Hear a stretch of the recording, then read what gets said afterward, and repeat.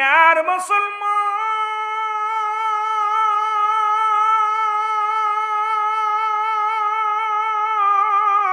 রব্বি কারীম,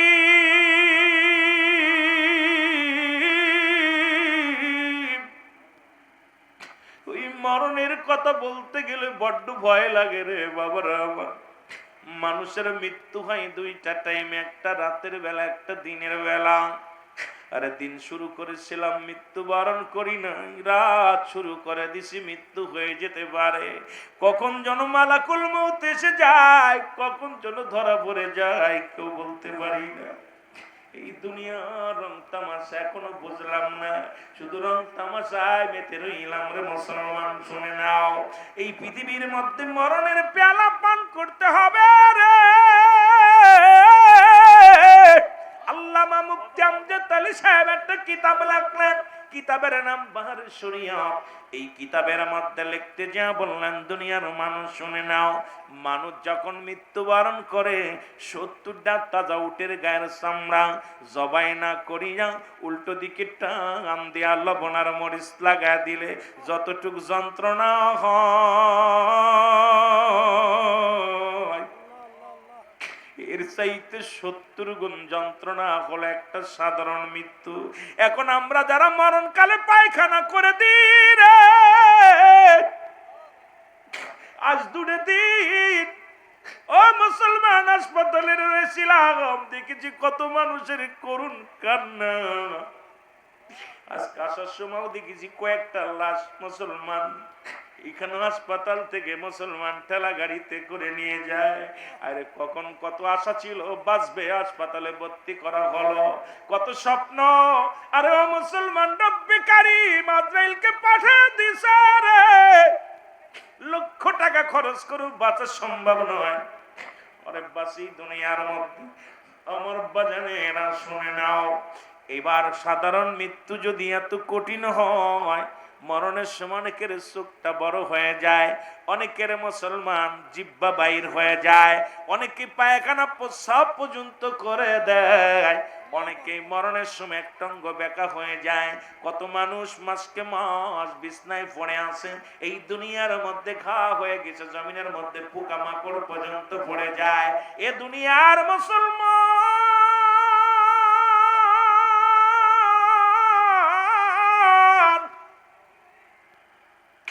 এই জন্য বলতেছিলাম পৃথিবীর মধ্যে 1 নম্বর বিপদ হলো মানুষের মরণ।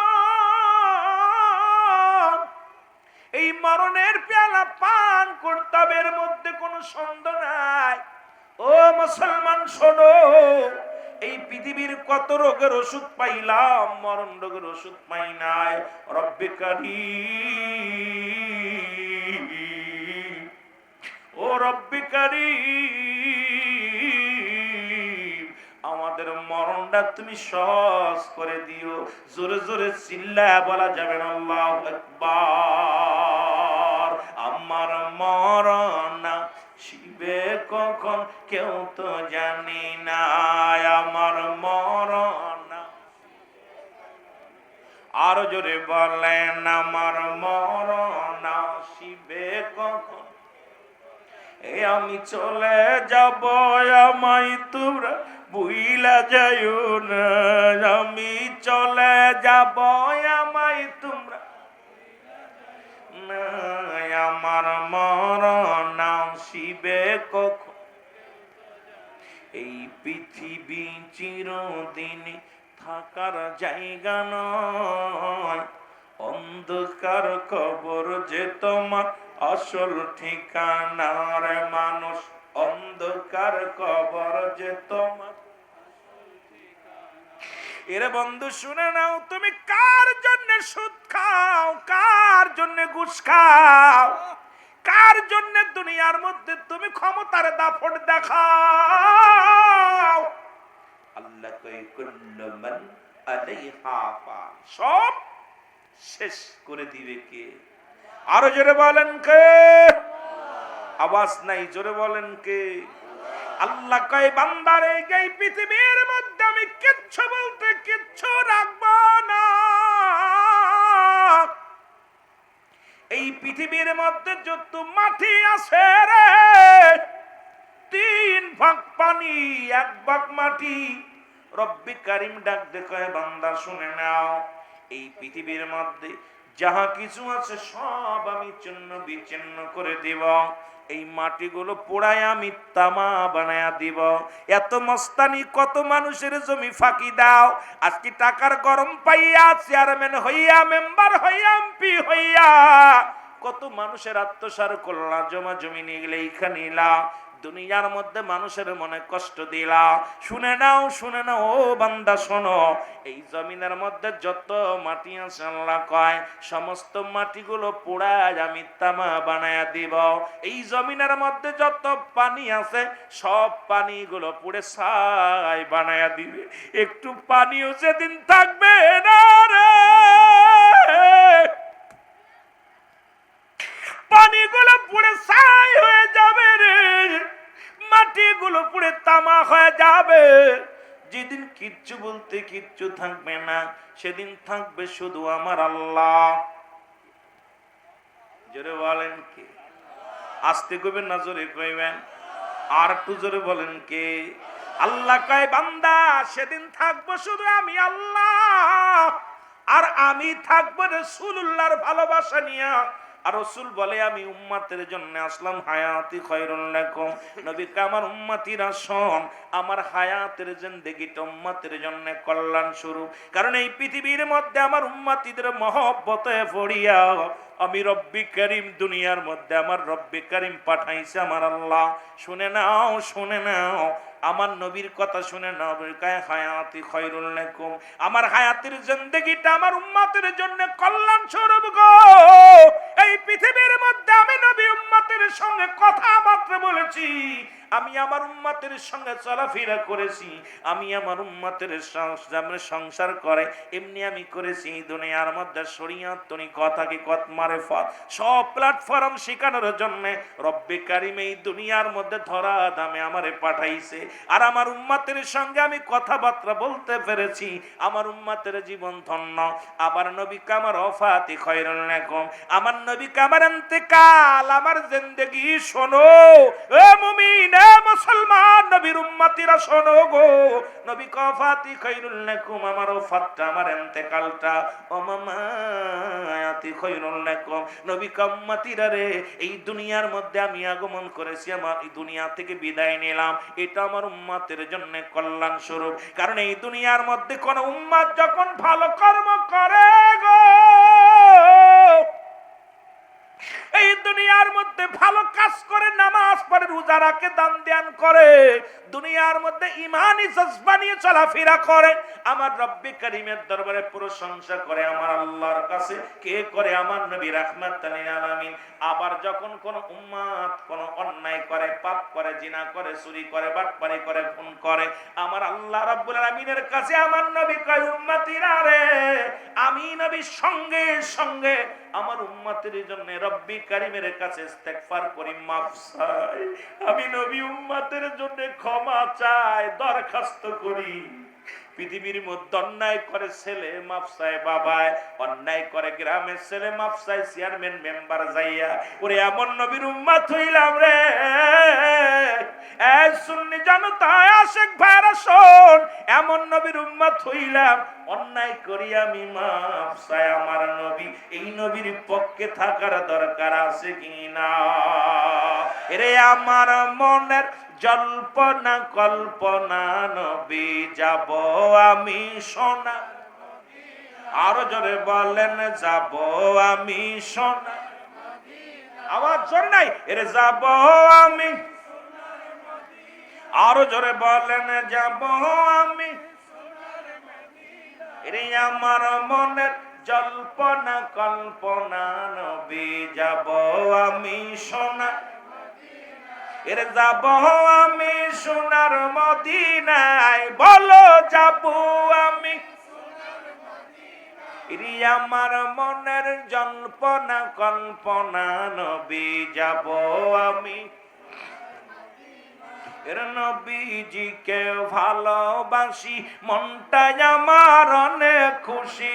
নবীজিকে ভালোবাসি, মনটাই আমার ওরে নবীজি কেউ ভালোবেসে তৃপ্তি মেটে না, বলো নবীজি কেউ ভালোবেসে না গো যাব আমি সোনার, একটু জোরে বলা যাবে না? যাব আমি সোনার, এরে যাব আমি সোনার মদিনায়, বলো যাব আমি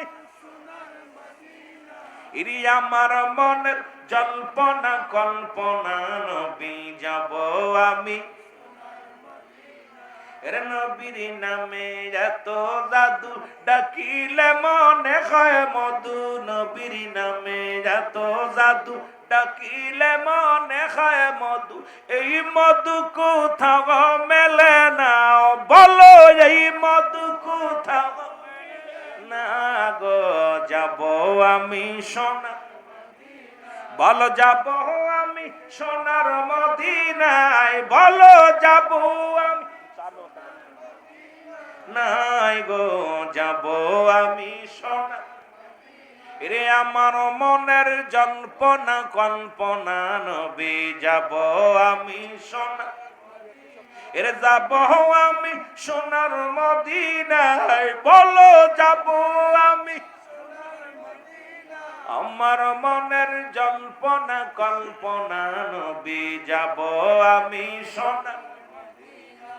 আল্লাহুম্মা সাল্লি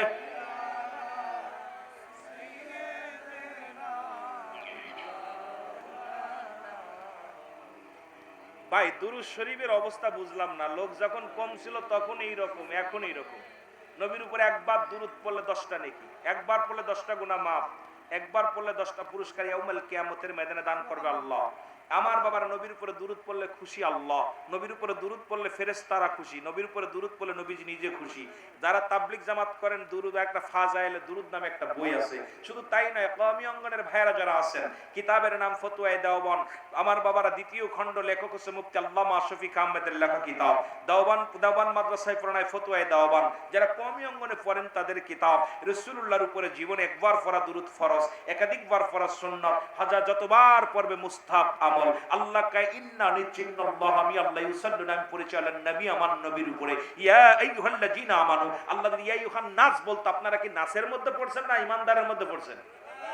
তো ঈমানদারের মধ্যে বললে আল্লাহ কয় ঈমানদারেরা বিশ্বাসীরা সাল্লাল্লাহু আলাইহি ওয়া সাল্লিমু তাসলিমা, দুরূদ ও সালাম পাঠ করো আমার নবীর উপরে। আল্লাহ ডাকতো ইয়া আইয়ুহান নাস, নাস বলে নাই, ডাকছে ঈমানদার, কারণ ঈমানদারেরা নবীর পাগল, ঈমানদারেরা আমার আল্লাহর পাগল, ঈমানদারেরা আমলের পাগল, ঈমানদারেরা মদিনাওয়ালার ইশকে দিওয়ানা। কারণ এই জন্য বাবারা আমার কুরআনুল কারীমের মধ্যে আল্লাহ বলে মিনান নাস, মানুষের মধ্যে তারা বলবে আমান্না তার ঈমান আনছে বিল্লাহি, এখন আল্লাহর প্রতি। এখন ওই মানুষের মধ্যে একদল মুনাফিক ছিল, তারা রাসূলের কাছে যায় বলছে ইয়া রাসূলুল্লাহ ইয়া হাবিবাল্লাহ, আমরা আপনার দলের মানুষ, আমরা আপনার দলের লোক, আমরা আপনার ঈমানদার। আর এই জন্য আল্লাহ কয় হাবিব ওমিনান নাস, মানুষের মধ্যে তারা বলবে আমান্না তার ঈমান আনছে বিল্লাহি, আল্লাহর প্রতি, ওয়া বিল ইয়াউমিল আখির, আখিরাতের প্রতি বিশ্বাস স্থাপন করেছে। ও মা কুম বিমুমিনিন, আল্লাহ কয় হাবিব রে ওরা মুমিন মুত্তাকিন বলে দাবি করবে, ওই সমস্ত ধোঁকাবাজ দাগাবাজদের জন্য আমি আল্লাহ রেখে দিলাম রিদ্দাতুল কাফিরিন, ওই কাফের বেঈমান মুনাফিকদের জন্য প্রস্তুতি করে রাখলাম 7টা জাহান্নাম। কয়টা জাহান্নাম? কয়টা? এটাও পারে না, ভিতরে কইতাম রে ওয়াজ করব কি মন চাই করতে, কিন্তু আপনাদের ওই মরা মানুষের লগে ওয়াজ করে শান্তি পাই না, তাজা মানুষের লগে ওয়াজ করে শান্তি লাগে। তাজা মানুষ যখন আওয়াজ দেয় তখন আওয়াজ করলে ওয়াজ করতে মজা লাগে, কিন্তু মরা মানুষের লগে কথা কইতে গেলে, এই মরা মানুষ যখন রুহুবিহীন বডির লগে কথা বলে শান্তি কি? শান্তি নাই। রুহু যার ভিতর আছে কথা বলে শান্তি আছে। এই জন্য মানব জীবনের অমূল্য সম্পদের নাম হলো ঈমান, ব্যক্তির জীবনের অমূল্য সম্পদের নাম রুহু। রুহুবিহীন যেমন বডির মূল্য নাই, ঈমানবিহীন তেমন আমলের মূল্য নাই।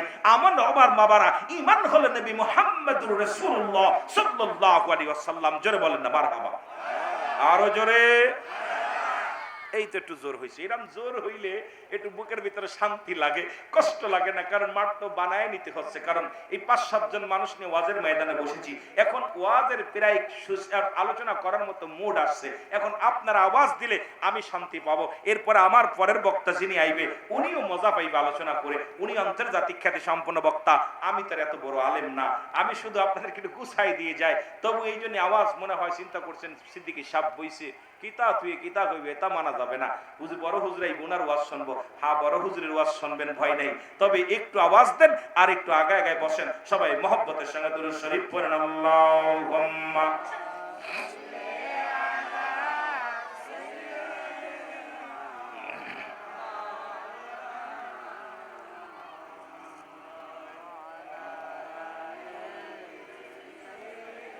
আমার সাথে রাত বলেন না, ওরে এখনো না দিলে দেখা রাসূল কোন আশায় থাকি, বলেন এখনো না দিলে দেখা নবী কোন আশায়।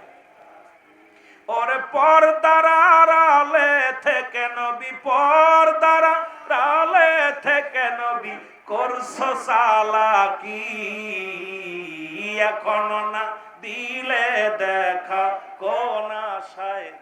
সবাই কি নবীরে দেখতে চান? তাহলে আওয়াজ দিয়ে বলেন, আরে এখনো না দিলে দেখা কোন আশায় থাকি, রাসূল এখনো না।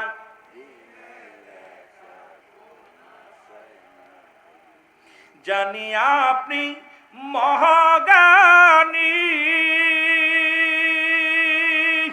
উম্মতের পারের খনি, জানি আপনি মহাজ্ঞানী, উম্মতের তরানোর খনি।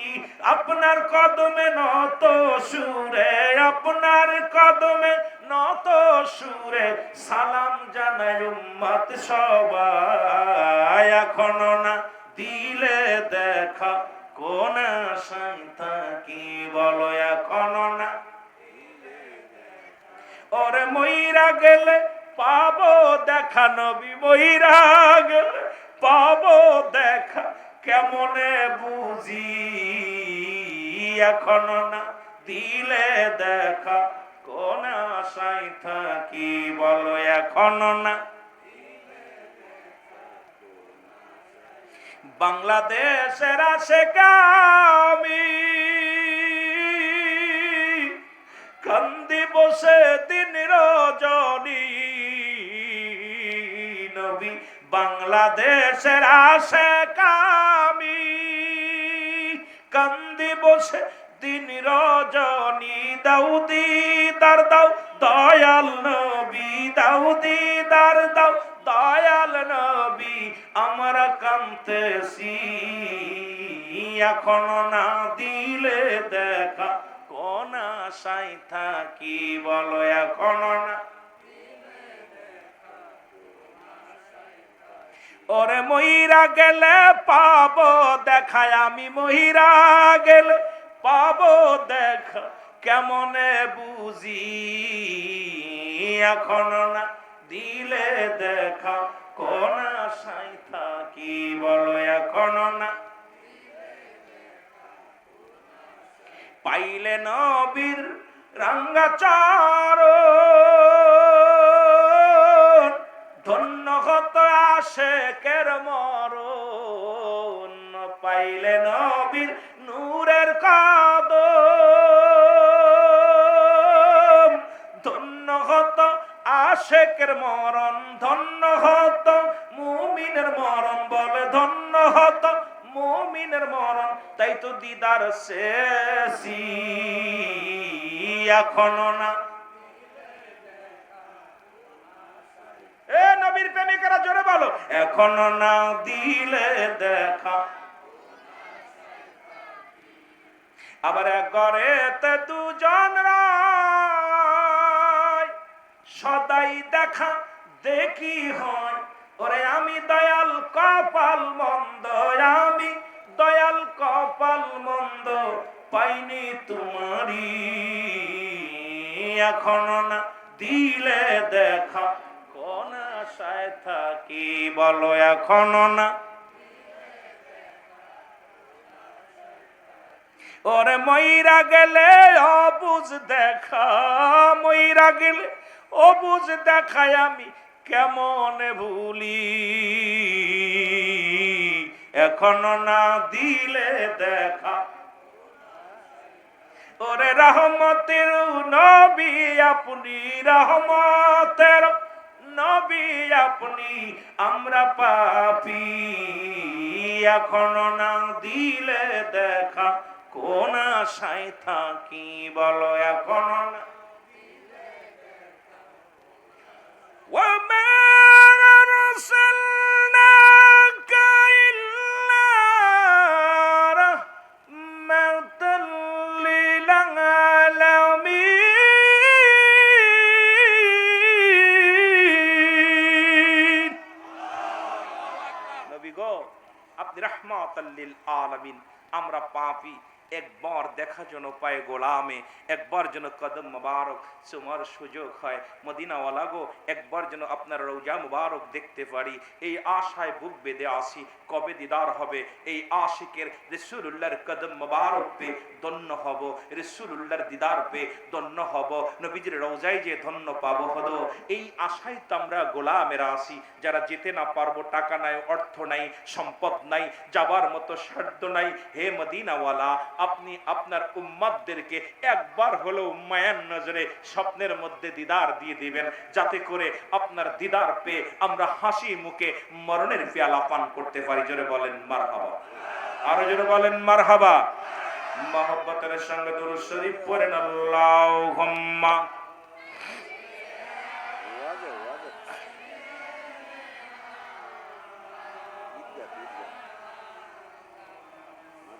ولا يعلي سيدنا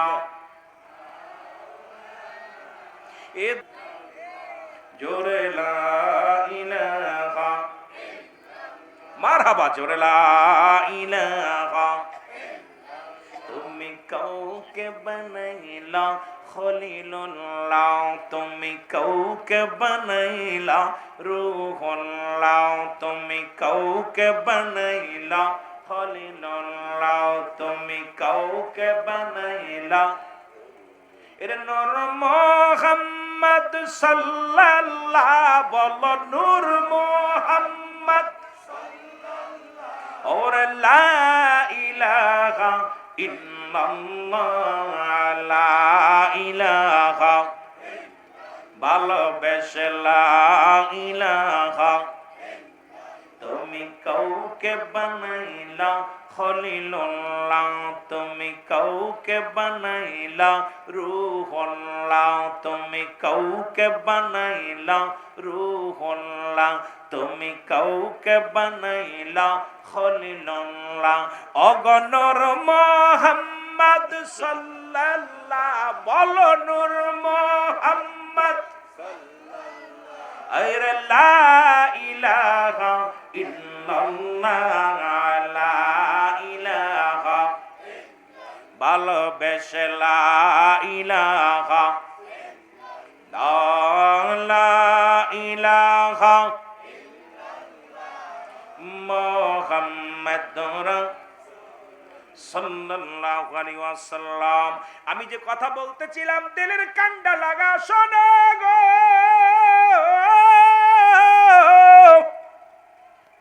এক নাম্বার হলো মরণ, কুল্লু নাফসিন যায়কাতুল মাউত, এটা অস্বীকার করার মতো কারোর সাধ্য নাই। রাসূল কয় লা ইয়ামুত, তাদের মৃত্যু নাই। কাদের মৃত্যু নাই? ঈমানদার মুমিনের আল্লাহওয়ালা। জোরে বলেন না মারহাবা, আর একটু জোরে। এ দুনিয়ার মুসলমান শোনো, এর এক নাম্বার হলো মরণ। মরণের কথা বলতে যাই, আর মরণের কথা বলতে যাইয়া যে কথাগুলো বলি আমার বাবারা শুনে নাও। এর একজন নবী, এই পৃথিবীর মধ্যে তিনজন নবী এখনো জিন্দা আছে। আমাকে আলোচনার সাবজেক্ট দিছে কবর হাসর, যেটা নিয়ে আলোচনা। সুতরাং মৃত্যুর কোনো আপলোড ওয়াজ হয় না, মরণ যে হবে এর মধ্যে কোনো সন্দেহ আসেনি। পাশ কাটার সময় রাস্তার যেখানে থাকেন না কেন, গাছতলা থাকেন, আমতলা থাকেন, সিন্ধুকের মধ্যে থাকলেও আপনাকে টেনে হিসেবে বাইর করা হবে। সুতরাং মালাকুল মউত থেকে পালানোর মতো ব্যবস্থা আর মরণ রোগের ওষুধ পৃথিবীতে হয় নাই। জোরে বলেন ঠিক কিনা? তারপরে একটু কথা বলবেন, একটু জোরে জোরে কথা বললে আমি একটু আলোচনা করতে পারবো। আপনারা কথা বললে সুন্দর আলোচনা শুনতে পারবেন, আর যত ফাঁকি দিবেন তত আমিও চিন্তা করব মন ভালো না, তারপরে মানুষের অবস্থাও ভালো না। যতক্ষণ তোমরা ফরিদ সাহেব আসার আগ পর্যন্ত কিছু কথা বলবো। রব্বুল আলামিন যেন বলার তৌফিক দান করে, সকল বলেন আমিন। মুসা আলাইহিস সালাম যাইতেছে রব্বে কারীমের সঙ্গে দিদার করার জন্য। আল্লাহ রব্বুল আলামিন তার জিবরিল আমিনের মাধ্যমে রব্বুল আলামিনের সঙ্গে সাক্ষাৎ হয়েছে, দিদার হয়েছে। যত নবীর তার মধ্যে আদম আলাইহিস সালামের সাথে হয়েছে আপনার 12 বার। কয়বার? জোরে বলেন কয়বার? আদম আলাইহিস সালাম আমাদের আদি পিতা বাবা আদম আলাইহিস সালামের রব্বে কারীমের সঙ্গে সরাসরি মোটামুটি পর্দার মধ্যে সরাসরি কথা আলাপ, মানে পর্দার এই পাশে ও পাশে একমাত্র পর্দা ছাড়া আলাপ করেছে রাহমাতাল লিল আলামিন, যার ভিতরে কোনো পর্দা ছিল না। আমার নবীজি আল্লাহ এমন কোন আমরা পাইলাম কিতাব দ্বারা, আমরা সুন্নিরা বললে অনেকে কষ্ট পান, কিন্তু ওনারা এখন বলা শুরু করেছে রাসূলে পাক সাল্লাল্লাহু আলাইহি সাল্লামের সাথে আল্লাহ পাক পাশাপাশি বসালাম। সুবহানাল্লাহ বলেন না? একদম পাশাপাশি, কোনো পর্দা নাই। তার আদম আলাইহিস সালামের সঙ্গে 12 বার। কয়বার? জোরে বলেন কয়বার? 12 বার। হযরত ইদ্রিস আলাইহিস সালামের সঙ্গে 4 বার। কয়বার? 4 বার। হযরত ইব্রাহিম আলাইহিস সালামের সঙ্গে 42 বার। কয়বার? 42 বার। আর মূসা আলাইহিস সালামের সাথে 450 বার। মূসার যত নবীদের ভিতরে বনী ইসরাইলদের মধ্যে যত নবী আসছেন, আদম থেকে শুরু করে যত নবী পয়গম্বর আসছে, সবচেয়ে বেশি দিদার করেছেন হলো মূসা আলাইহিস সালাম 450 বার। আর আমার আপনার নবী হলো মাত্র 24,000 বার। জোরে বলেন না সুবহানাল্লাহ? কতবার? 24,000 বার। কোন নবীর প্রশংসা করি বুঝতে পারছেন তো? যত নবী আসছে সমস্ত নবীদের মধ্যে মূসা আলাইহিস সালামের দিদার হলো সবচেয়ে বেশি। তিনি কত? 450 বার। কয়বার? 450 বার দিদার করেছেন রব্বে কারীমের সঙ্গে। আর আমার আপনার নবী মূসা নবীর নবী, তিনি ইনি শুধু নবীদেরও নবী, উনি শুধু আমার নবী না, কুল কায়নাতের নবী, রাহমাতের নবী, দু জাহানের নবী, মূসা নবীর নবী। এই জন্য আমার নবীর সঙ্গে রব্বে কারীমের সঙ্গে দেখা হয়, সাক্ষাৎ হয় কতবার? কত বছর হিসাব করছেন নি? মাত্র 63 বছরের শরিয়াতের জিন্দেগিতে। কত বছর? 63 বছরের জিন্দেগি শরিয়াতে রাসূল পাক সাল্লাল্লাহু আলাইহি ওয়াসাল্লাম। তো দেখাই হইছে আল্লাহর সঙ্গে, কথাই হইছে 24,000 বার। আল্লাহর সঙ্গে সরাসরি জিবরিল আয়েশা জিবরিল আলাইহিস সালাম সঙ্গে কথা হইছে, নিয়ে গেছে, আদান প্রদান হইছে। কথা বলছেন? আদান প্রদান। আর সর্বোপরি মজার বিষয় হলো রব্বে কারীম আমার আল্লাহ রব্বুল আলামিন আমার হাবিবের সঙ্গে পর্দা ছাড়া আলাপ। সুবহানাল্লাহ বলেন না?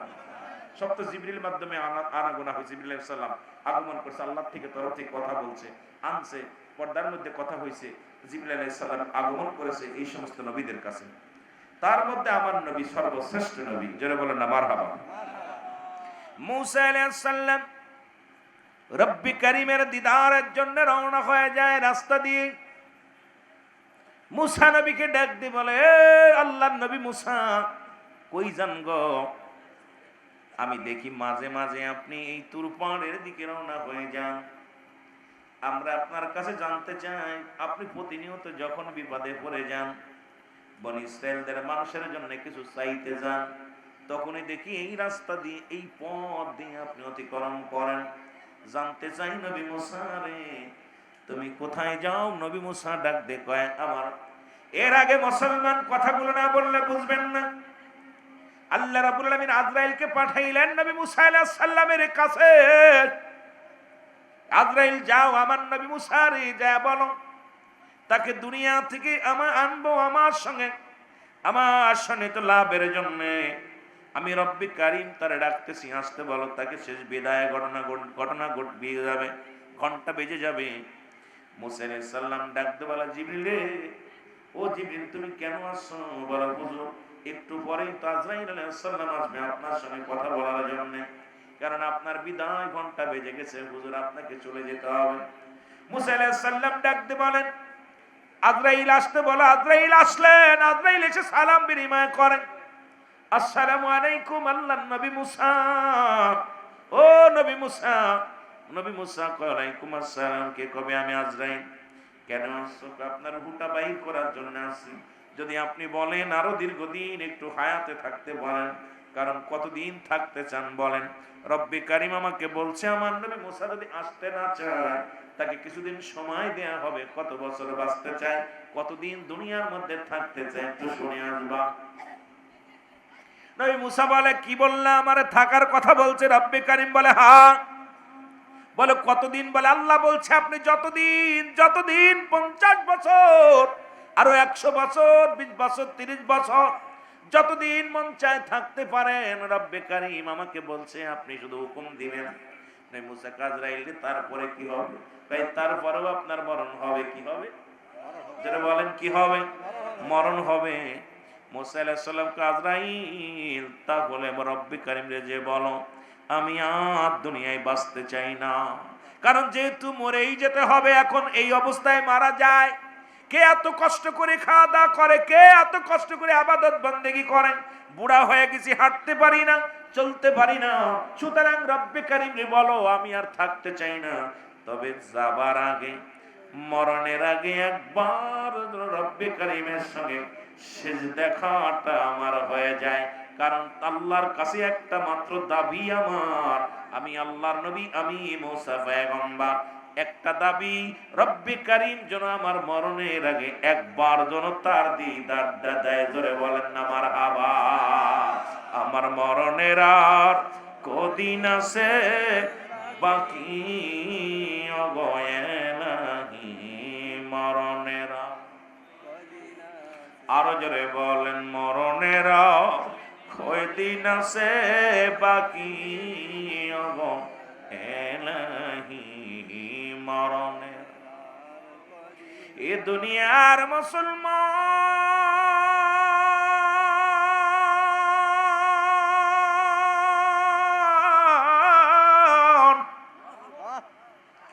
মুসা আলাইহিস সালাম রওনা হয়ে গেলেন রব্বে কারিমের সঙ্গে দিদারের জন্য। গো দিদার হয়, আলাপ আলোচনা হয়, শেষ বিদায়, শেষ ঘন্টা। রব্বে কারিম গো আর জীবনে শরীয়তের সুখ দিয়ে আপনাকে কথাবার্তা শরীয়তের মুখ দিয়ে বলা সম্ভব না। বিদায় হয়ে যাব আল্লাহ। তবে আমার বনি ইসরাঈলের জন্য একটু আফসোস জাগে, তারা আমার কওমের মানুষ।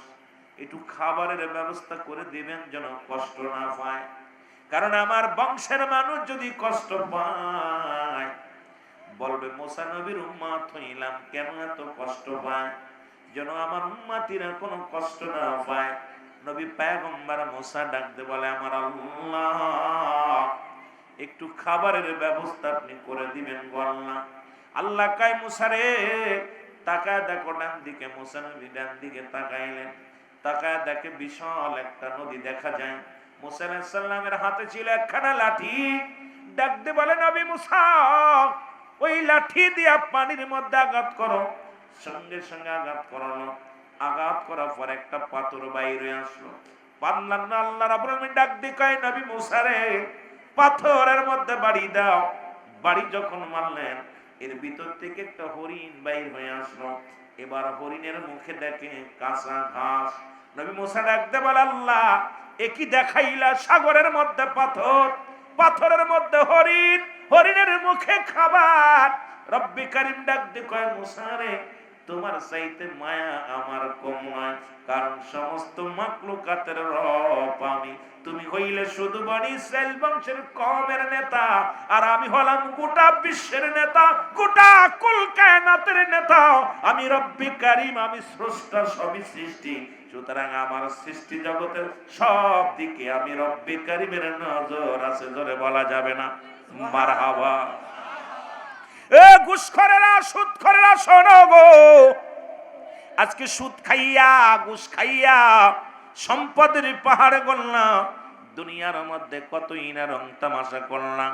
তুমি এটাও মনে রেখো রব্বে কারিম একটা হরিণকে যদি পাথরের মধ্যে খাওয়াইতে পারে, তোমার ঘুষ খাওয়া লাগবে না, সুদ খাওয়া লাগবে না। সঠিক পথ অবলম্বন করো, রব্বে কারিম রিজিকের ব্যবস্থা করে দিবে। জোরে বলেন মারহাবা।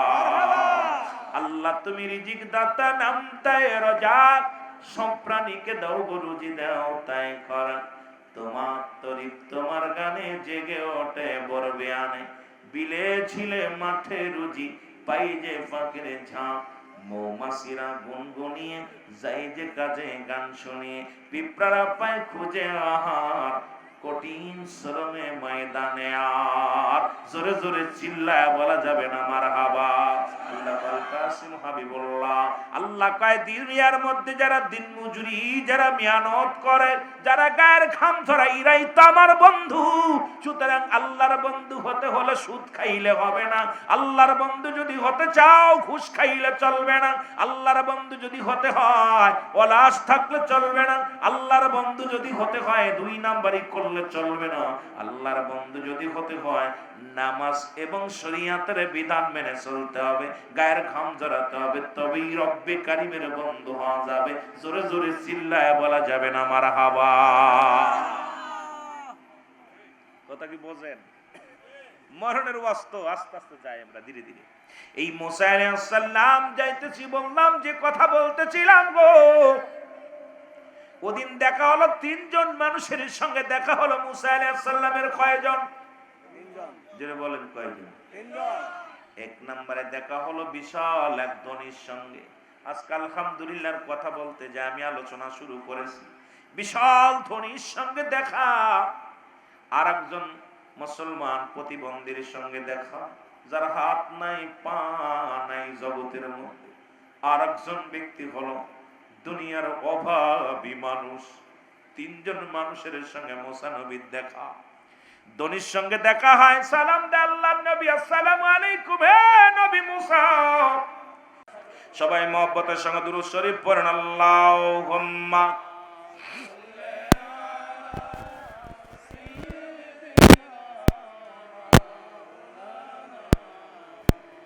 আমাদের মাঝে প্রধান অতিথি জনাব আলহাজ আব্দুর রাজ্জাক সাহেব, উনি আমাদের মাঝে আগমন করেছে। আপনারা খুশি না বেজার? এই জোরে বলেন খুশি না বেজার? দুই নাম্বার আমাদের মাঝে আজকের মাহফিলের সম্মানিত সভাপতি জালালউদ্দিন জালুমিয়া সাহেব, উনিও আমাদের মাঝে আগমন করছে। জোরে বলেন আলহামদুলিল্লাহ। আমি সভাপতি এবং প্রধান অতিথিকে আমি বসতে বলতেছি, আল্লাহ দয়া করুক, বসেন একটু সময়, পরে ইনশাআল্লাহ আপনারা আলোচনা করবেন। মহব্বতের সাথে বলেন, একটু মহব্বতের সাথে বলেন, আমার মরণ আসিবে কখন কেউ তো জানি না, আমার মরণ। আমি কিন্তু মরণের মধ্যে আছি, ওদিক যাই নাই। বলেন আমার মরণ আসিবে কখন, এ আমি চলে যাব, আমায় তোমরা ভুইলা যাইও না। আমি চলে যাব, আমায় তোমরা ভুইলা যাইও না। আমার মরণ আসিবে কখন কেউ তো জানি না, আমার টাকা পয়সা দালান কোটা জাগা করেছি, সব কিছু ফেলাইয়া আজি একাই চলেছি রে আমি, সব কিছু ফেলে। কথা বলতে গেলে একজন হলো হযরত খিজির আলাইহিস সালাম, যিনি পানির দায়িত্বে আছেন। একজন হলো মুসলমান। এ মুসলমান শুনে নাও, যিনি জান্নাতের মধ্যে এখনো জীবিত আছে, তবে একবার মরণ হয়েছে, আবার তারা জিন্দা করেছে। এই জিন্দা অবস্থায় একজন মানুষ, একজন নবী আছে, একজন পয়গম্বর আছে, যার নাম হলো হযরত ইদ্রিস আলাইহিস সালাম। ওই পাহাড়ের দায়িত্বে আছে একজন নবী, যার নাম হলো হযরত ইলিয়াস আলাইহিস সালাম। বাবারা আমার শুনে নাও, এই পৃথিবীর মধ্যে যত পাহাড় আছে, এই পাহাড়ের দায়িত্ব আছে একজন নবী, যার নাম হলো হযরত ইলিয়াস আলাইহিস সালাম।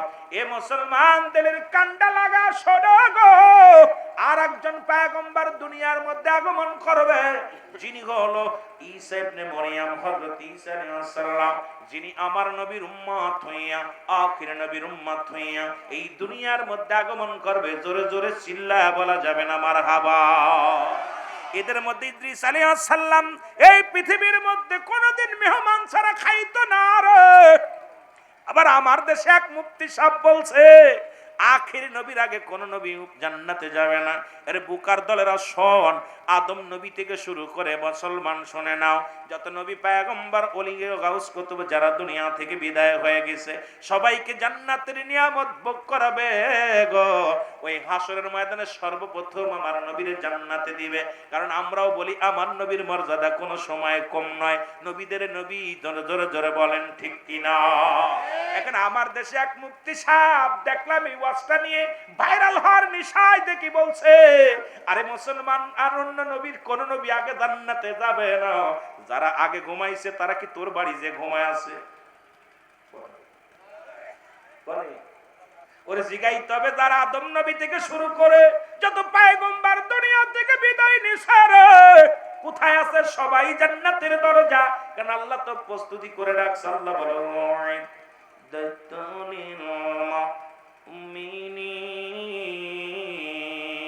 আল্লাহ কয় মুমিনদের জন্য, মুত্তাকিনদের জন্য প্রস্তুত করা আছে 8টা জান্নাত। এই জান্নাতে যাবে যখন জান্নাতীরা মারা যাবে, জান্নাত থেকে দরজা খুলে দেয়া হবে রে।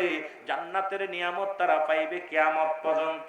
আলো বাতাস পাবে জান্নাতি, ফল খাবে জান্নাতি, ভোগ করবে জান্নাতি। কারণ নামাজের ভিতরে, কোরআনের ভিতরে সব আবার সেই বক্তব্য ওয়াজ করে। ওলিগণ মাজারে, যার মাজারে হুইয়া হুইয়া কোরআন পড়ে, নামাজ পড়ে, তাসবিহ পড়ে, তাহলে জাহান্নামে বয়া পড়েনি? এই সমস্ত আলেমগুলো ভাইরাল নিশা লাগছে রে। আমি নাম বলতে চাই না, কারণ যদি নাম বলি, আমি নাম বলার জন্য, গীবাত করার জন্য এখানে আসি নাই। আনছেন ওয়াজ শোনার জন্য, যা পারবো তাই বলবো। হেদায়েতের মালিক আমার আল্লাহ। পৃথিবীর মধ্যে কোন নবী গলি হেদায়েতের দায়িত্ব নেন না, কোন মাতবারে হেদায়েতের দায়িত্ব দেন নাই। যদি আমার নবীরও হেদায়েতের দায়িত্ব দেন নাই, আমার নবী যদি হেদায়েতের দায়িত্ব দিতেন, তাহলে আবু জেহেলের কপালে কালেমা জুটতো। যেহেতু আবু জেহেলের কপালে কালেমা জোটে নাই, এর দ্বারা প্রমাণ হয় হেদায়েতের চাবিকাঠি রব্বি কারীমের হাতে। জোরে বলেন ঠিক কিনা? আর একটু জোরে বলো ঠিক কিনা? এনা আমার দেশে অনেক মাওলানা হেদায়েতের দায়িত্ব নিছে, অনেক পীর সাহেব হেদায়েতের দায়িত্ব নিছে। এগুলো বন্ডামি চলবে না। হেদায়েতের মালিক কে বলার দায়িত্ব আমার। জোরে বলেন ঠিক কিনা? এ মুসলমান শোনে নাও, চা খাইতাম একটু, অল্প আই হাই একটু মুহাব্বতে দুরূদ শরীফ পড়ুন। আল্লাহুম্মা চা ধরছি আর কারেন্ট চলে গেছে, এজন্য আর মনে নাই। আই হাই 10 টাকা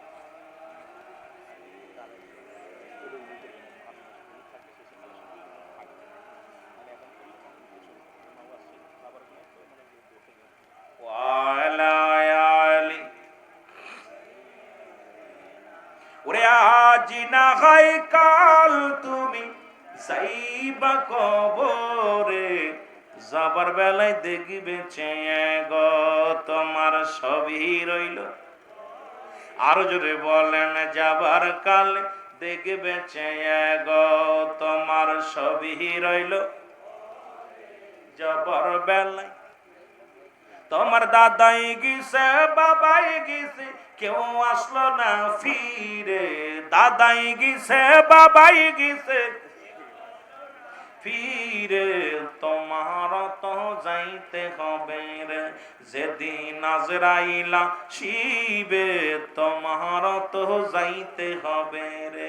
বলো আজ না হয় কাল তুমি, আজ না হয় যাইবা কবরে, যাবার বেলা দেখবে চেয়ে গো তোমার সবই রইল। যাবার বেলায় দেখবে চেয়ে। এ দুনিয়ার মুসলমান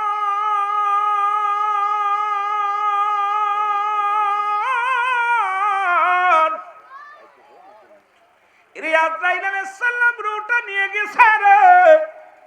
ইদ্রিস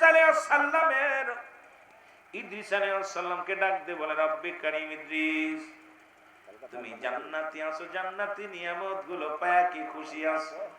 এই জান্নাতি যত নিয়ামত গুলো আমি আমার রহমতের বান্দা বান্দির জন্য বানাইছি রে। ইদ্রিস আলাইহিস সালাম বলে, রব্বি কারীম, তোমার জান্নাত তো বড় মজা, জান্নাত তো বড় নিয়ামত। আর জান্নাতের যত শান্তি, যত ভোগ বিলাস পাওয়া যায়, এত বড় নিয়ামত তুমি দুনিয়ার মধ্যে দান করো না আল্লাহ। তোমার জান্নাত যে কত সুন্দর, তোমার জান্নাত যে কত নিয়ামত, তোমার জান্নাত যে কত রহমতে ভরপুর গো আমার আল্লাহ।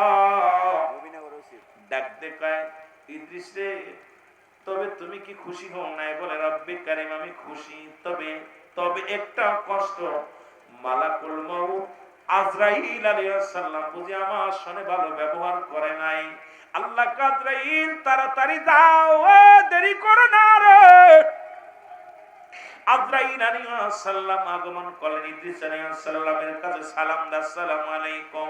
আল্লাহর নবী, ও আল্লাহর নবী ইদ্রিস আলাইহিস সালাম।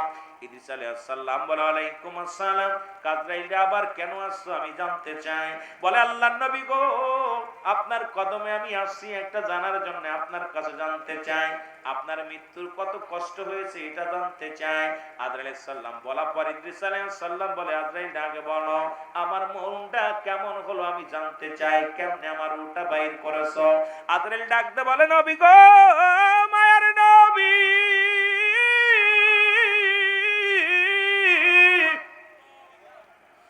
এই পৃথিবীর মধ্যে আমি এত বড় দানব, আসমানে আমার মাথা, জমিনে আমার মধ্যে পা, এই আসমান জমিনের মধ্যে রে আমি আজরাইলের গায়ের মধ্যে তামাম পৃথিবীর পানি যদি আমার মাথায় ঢেলে দেওয়া হয়, এক ফোঁটা পানি জমিনের মধ্যে পড়বে না রে ও আল্লাহর নবী। তবে সবার জান কবজ করার জন্য আমি জমিনের মধ্যে আসি না, একমাত্র ইমানদারের রূহটা, ইমানদারের মুমিনের রূহটা বাইর করার জন্য আমি দুনিয়ার মধ্যে আগমন করি। আর যত জাহান্নামীদের রূহটা বাইর করার জন্য আমি জমিনে আসি না। আসমান থেকে এমন একটা হুক্কার দিই রে, এক হুক্কারে কলিজা ফেটে যায়, নাক মুখ দিয়ে রক্ত বাইর হয়ে যায়। আমি একটা পলক যখন দেখা দিই রে, আমার এই বিকট আকৃতির চেহারা দেখে রে কান্নাক দিয়া রক্ত বাইর হয়ে যায়, জিহ্বা বাইর হয়ে যায়, পায়খানা প্রস্রাব করে দেয়, কঠিন কষ্ট পাইয়া যাই। আরে নবী ইদ্রিস রে, আপনার রূহটা বাইর করেছি, শুধু মা যেমন মায়ের বুকে দুধ খাইতে খাইতে সন্তান যেমনি ঘুমায়া যায়, আপনার রূহটা আমি এমনি বাইর করেছি, কোনো কষ্ট দিই নাই, কোনো যন্ত্রণা দিই নাই। আল্লাহ নবী ইদ্রিস আলাইহিস সালাম ডাক দিয়ে বলে আজরাইল রে, আজরাইল মুমিনের মৃত্যু কেমনে হয় বলো। বলো হুজুর, মুমিনের মৃত্যুটা হলো আটা গুলাইয়া খামির বানাইয়া রে, এর ভিতরে যদি একটা চুল পড়ে, চুলটা যেমন টানতে বাইরে করলে অনাসি বাইর হয়ে যায়, একদম মুসলমান কোন টের পায় না, তাই যেমন টের পায় না, এর মুমিনের রূহ এমনি বের হয়, এইরকম আপনার রূহটা বাইর করেছি। আমার নবী ইদ্রিস আলাইহিস সালাম ডাক দিয়ে বলে আজরাইল এই মৃত্যু যদি হয় এত কঠিন, ও আজরাইল আমার সমস্ত গায়ে যন্ত্রণা, আমার মন বলে রে আমার দেহ থেকে গায়ের চামড়া কে যেন ছিঁড়ে নিয়ে গেছে, এই যন্ত্রণা এখনো দূর হয় নাই, আমার বুকের যন্ত্রণা যায় নাই, আমার গায়ের যন্ত্রণা যায় নাই। মানুষ শোনো, ওরে এত সহজ মৃত্যু যদি এত কঠিন হয়, কঠিন মৃত্যুটা কত কঠিন হয়। এই জন্য আমি বারবার বলি এই দুনিয়ার মধ্যে সম্পদের পাহাড় গড়লা, বাড়ি গড়লা, সম্পদের পাহাড় গড়লা, সুদ খাইয়া ঘুষ খাইয়া সম্পদের পাহাড় গড়লা, এই দুনিয়ার সম্পদ খাবে লোকে, তোমার দেহ খাবে পোকে। এই সম্পদ ছেলের জন্য কামাইলা, মেয়ের জন্য কামাইলা, বিবির জন্য কামাইলা, দামি কাপড় দিলা, দামি ঘর বানাইলা, দামি বাড়ি বানায়া দিলা, দামি গাড়ি বানায়া দিলা, কিছু তুমি নিয়ে যেতে পারবা না রে ভাই। এই দুনিয়ার সম্পদ তুমি গড়ে থইলা, যদি ছেলে মেয়ে থাকে তারা ভোগ করবে, না থাকলে প্রতিবেশী ভোগ করবে, না হলে সরকার ভোগ করবে, কিন্তু তোমার দেহখানা মাটিতে যখন শোয়া দিবে রে, তোমার দেহখানা খাবে পোকে, তোমার দেহ খাবে পোকে, তোমার সম্পদ খাবে লোকে। এই জন্য দেহের মধ্যে যেন পোকা না লাগে রে, দেহের মধ্যে যেন মাটিতে টাচ না করে, এমন আমল করো যখন তুমি মৃত্যুবরণ করবা তোমার বডিখানা যেন ফেরেশতার সম্মানের সঙ্গে রাখে, ওই জান্নাতের দরজাগুলো খুলে দেয়। তুমিও যেন কবরের মধ্যে ইবাদত বন্দেগী করতে পারো, তুমিও যেন ওই মাটির ঘরটা আলোকময় করে নিতে পারো, তুমি যেন মাটির ঘরটা সুন্দর একটা ঘর বানায় নিতে পারো, ওই মাটির ঘরটা যেন এসি ঘর বানায় নিতে পারো, বাতির ঘর বানায় নিতে পারো, আমলের ঘর বানায় নিতে পারো। এই জন্য দুনিয়া ছেড়ে দাও। রাসূল বলছে বালহুয়া কিলাব, এই দুনিয়াটা পচা দুর্গন্ধ মরি, মানুষের চরিত্র কুকুরের চরিত্র।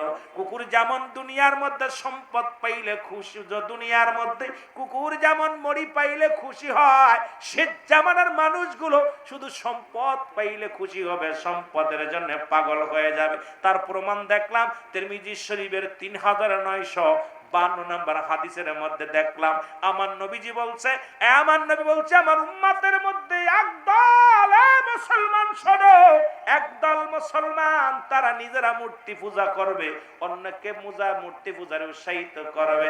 আমার বাচ্চারা মুসলমান শুনে নাও, তিরমিজি শরীফের হাদিস 3952 নম্বর হাদিস খানা ভালো করে লিখে নাও, কারণ আমার দেখলাম ইমানের চাইতে ভোটের দাম বেশি রে মুসলমান। আজকে ভোটের জন্য আমরা টুপিদারি মাথায় দিয়া আলেম সাজিয়া মূর্তি পাড়া দেই, মূর্তির সামনে যায় জিয়ারত করি, এর চাইতে কষ্ট আর থাকতে পারে না, এর চাইতে দুঃখ আর থাকতে পারে না ইমান চোরদের যন্ত্রণায়। আমি আপনাদেরকে বইলা যাই এখনো সময় আছে, ইমান নিয়ে কবরে যাওয়ার দরকার আছে কি না? আরো যারা বলেন আছে কি না?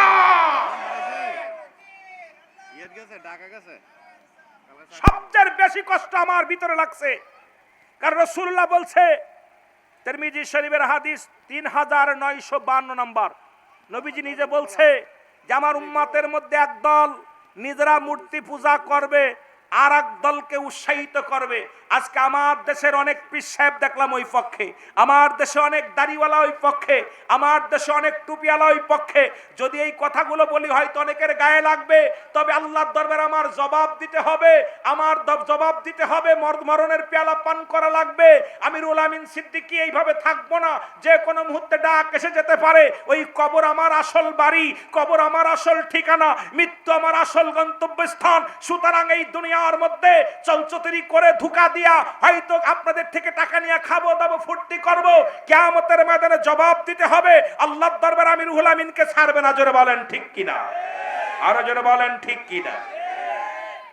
সুতরাং আমি আশ্চর্য হয়ে গেছি, এগুলো বলতে গেলেও কষ্ট লাগে, বলতে গেলেও কষ্ট লাগে। এখন এই কথাগুলো যখনই বলি হয়তো অনেকে বলে রুহুল আমিন সিদ্দিকী সাহেব আমি ফায়দা লুটার জন্য এখানে আসি নাই, কোন দলকে ছোট করার জন্য আসি নাই, তবে আমার কথা ইমানের দাম সবচেয়ে বেশি। সারা পৃথিবী একদিকে, ইমান একদিকে। সারা পৃথিবী যদি তোমাকে দিয়ে দেয় আমি হারাম ভক্ষণ করতে রাজি নয়। সারা পৃথিবী যদি তোমাকে দিয়ে দেওয়া হয় তুমি সব ছেড়ে দাও, ইমান দিও না। যেমন আমার নবীর সাহাবীরা পৃথিবীর সব ছেড়ে দিছে, জীবনকে মরণকে বরণ করে নিয়ে পৃথিবীর সব ছেড়ে দিছে, ইমান ছাড়ে নাই। তারা ইমানের জন্য আপনারা দেখছেন আফগানে 500 কোরআনের পাখিদেরকে যখন বন্দুক তাক করা হলো তখন বলছিল তোরা কোরআন ছেড়ে তোদের বাঁচিয়ে দিব, তখন বলছিল আমরা মরে গেলে জান্নাত পাবো, কোরআন ছেড়ে দিলে আমরা জাহান্নামে যাব, ইমান ছাড়তে পারি না। তখন ইমানের দাবি নিয়ে কোরআন শপথ করে বুকের মধ্যে ধরেছিল, তাদেরকে গ্রাস ফায়ার করা হয়েছিল। সুতরাং আমি আপনাদেরকে বলে যাই পৃথিবীর মধ্যে চলে যেতে হবে, কেউ থাকার জায়গা না। ইমান নিয়ে যেন যেতে পারি, ইমান দিয়ে যেন দুনিয়ায় বেঁচে না থাকি, ইমান দিয়ে যেন ইমান তা যেন নিয়ে যেতে পারি। জোরে বলেন ঠিক কিনা? আপনার কি ইমান দিয়ে যেতে চান না নিয়ে যেতে চান?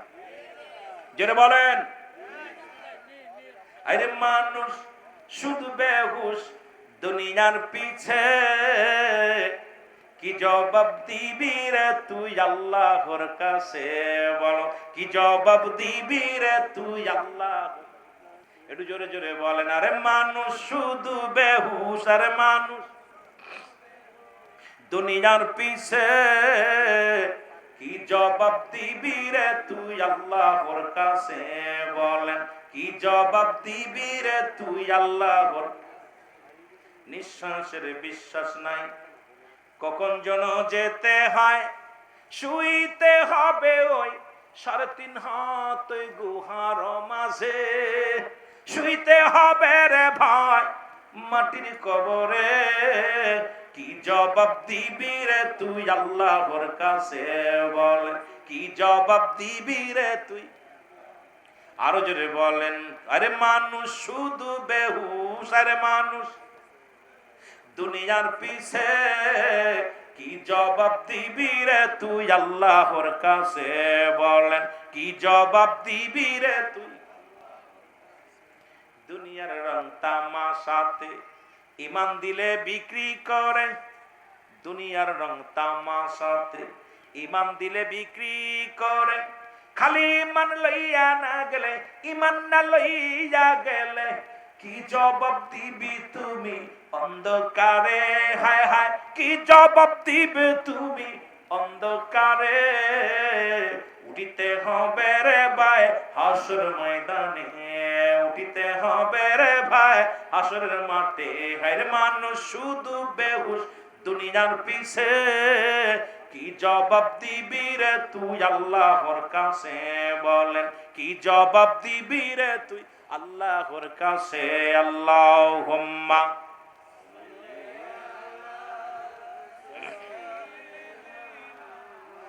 মাওলানা মুহাম্মাদ আলা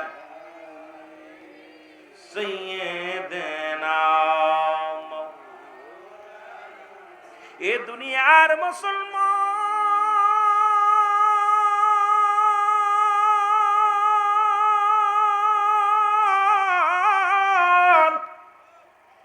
বলতেছিলাম, 2 নাম্বার বিপদ হলো মানুষের কবর। 1 নাম্বার বিপদ হলো মরণ, 2 নাম্বার বিপদ হলো মুসলমান কবর। এই মরণের কথা নিয়ে পড়ে থাকলে রাত চলে যাবে, আপনাদের আলোচনা শেষ করা সম্ভব নয়। কবর বলতে বোঝায়, আমরা মনে করি 3.5 হাত একটা গর্ত, ওই মা মসজিদের পাশে গোরস্থানে লাগাইয়া দিছে একটা গর্ত বানাইয়া। কবর বলতে বোঝায় মানুষের মৃত্যুর পর থেকে শুরু করে কিয়ামত পর্যন্ত জগৎটাকে বলা হয় কবরের জগৎ। আজকে যারা আগুন দিয়া পুড়ায়া দাও মনে করে আর ধরতে পারবে না, যাদের সব বিচুতি খেয়ে ফেললো মনে করো আর মনে হয় আমারে পাবে না। এ মুসলমান শুনে নাও, শুনে নাও, হিন্দুরা আগুনে পুড়াইয়া বর্ষ করে দেয়, মনে করে আর দেহ কানারে বুঝি পাবে না রে। শোনো শোনো, ওরে মৃত্যুর পর থেকে শুরু করে কবরের জিন্দেগি হলো কিয়ামত পর্যন্ত জগৎটাকে বলা হয় কবরের জগৎ। এই কবরে যেদিন আজরাইল আলাইহিস সালাম আপনার রূহটা নিয়ে যাবে, কেরামন কাতিবিন 2 জন ফেরেশতা আপনার লিপিবদ্ধ আছে। 40 বছর 50 বছরের যা কামাইলেন যা করলেন সব লেখে রাখছে রে মুসলমান। ওই কবরে শোয়া দিলে একবার চিন্তা করেন, প্রথম রাতটা আপনি কেমনে থাকবেন, ওই কবরের মধ্যে 1টা ঘন্টা কেমনে থাকবে রে আল্লাহ।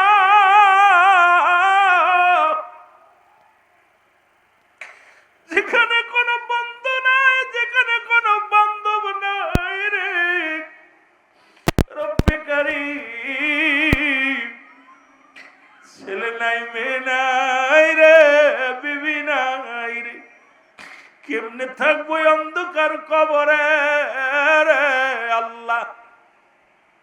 ওই কবরে যেদিন শোয়া দিবে রে, আপনার কবরের ভিতরে প্রথম একজন ফেরেশতা আসবে, নাম তার নুমান ফেরেশতা।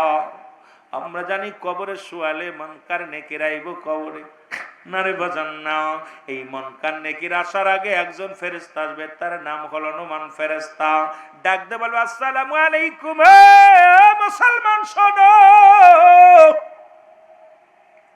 দিলের কান্ডা লাগা শোনো। ডাক দে বলবে, আব্দুর রাজ্জাক সাহেব ওঠো, জালালউদ্দিন সাহেব ওঠো, রুহুল আমিন সিদ্দিকী সাহেব ওঠো। এরা ডাক দে উঠাইবে রে বান্দা। স্বপ্নের মধ্যে যেমন পুলিশে দাবড় দেয়, সাপে কামড়ায়, বাঘে কামড় দেয়, কিন্তু দেখতে পাই না, দৌড়ায় আর দৌড়ায়। কবরটার জিন্দেগি টিকে কি অবস্থা হবে, উপরে ডান দিকে মাটি, বাম দিকে মাটি, উপরে মাটি নিচে মাটি রে ও বন্ধু। ডাক দে বলে বান্দা ওঠো, আব্দুর রাজ্জাক সাহেব ওঠো গো। ডাক দে উঠাইবে রে, উঠে দুখানা মুনকার নেকির ফয়সালা শুনে নাও। ওই রোমান ফেরেশতার হাতের মধ্যে দুখানা কাগজ থাকবে, পত্র থাকবে। একখানা হলো নেক আমল, একটা হলো বদ আমল। এই নেক আমলটা হাতের মধ্যে সর্বপ্রথম ধরায়া দিবে না, বান্দা নাও। এবার বান্দার হাতে যখন দিয়া দিবে বলে আব্দুর রাজ্জাক সাহেব, এই দেখো তুমি কোথায় দান করেছিলা, কোথায় নামাজ পড়েছিলা, কোথায় তুমি রোজা রাখছিলা, কোথায় ভালো কর্ম করেছিলা।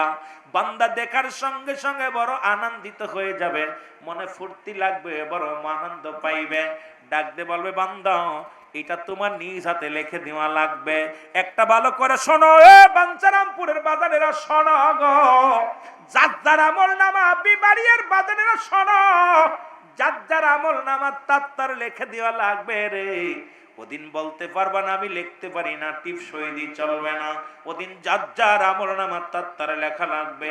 এই যে কেরামন কাতিবিন যা লেখে রাখছে, এই আমলগুলো আপনার লিখে দেওয়া লাগবে রে বাজান। ডাক দে বলবো আব্দুর রাজ্জাক সাহেব লেখো। বলে আমি লিখবো কেমনে, আমার কাছে তো কোনো কলম নাই। ডাক দে বলে বান্দা তোর কলম হলো ডানাতের শাহাদাত আঙ্গুল মুবারক রে। জোরে জোরে চিল্লা বলা যাবে না আল্লাহু আকবার। ডান হাতের শাহাদাত আঙ্গুল মুবারক, বান্দা লেখো। বলে আমি লিখবো কেমনে, আমার তো কলমে কালি নাই। আজকে এই হাত দিয়ে কত ঘুষ লেনদেন করেন, এই হাত দিয়ে কত না অন্যায় কাজে সই দেন, এই হাতটা দিয়ে কত অন্যায় কাজে হাতটা বাড়া দাও। ও যুবক,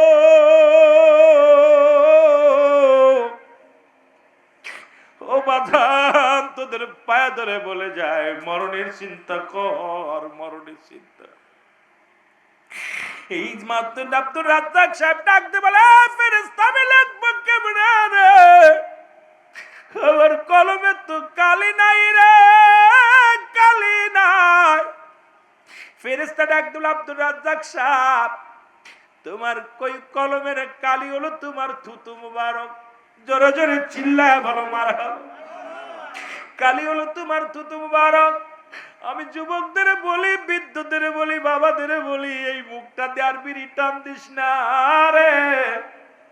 এই মুখের ভিতরে আর কোনোদিন মদ ঢুকাস না, এই মুখ দিয়ে আর কোনোদিন গাঁজাই টান দিস না, এই মুখ দিয়ে কাউকে গালি দিস না, মুখ দিয়ে কাউরে কষ্ট দিস না রে।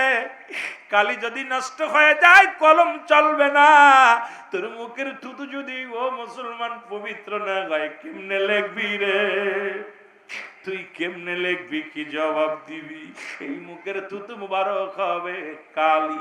আমি আপনাদেরকে দাবি করে যাই, মায়ের গর্ভে যখন ছিলা গো 10 মাস 10 দিন মায়ের নাভির সঙ্গে নাভিটা জুড়া দিছে রে। তোমার এই মুখটা দিয়া কুরক্ত পান করার নাই, মায়ের গর্ভে তোমার একদিনও তোমার এই মুখ দিয়ে কোনো কুরক্ত পান করার নাই। রব্বে কারিম বলে বান্দারে তোমার আমার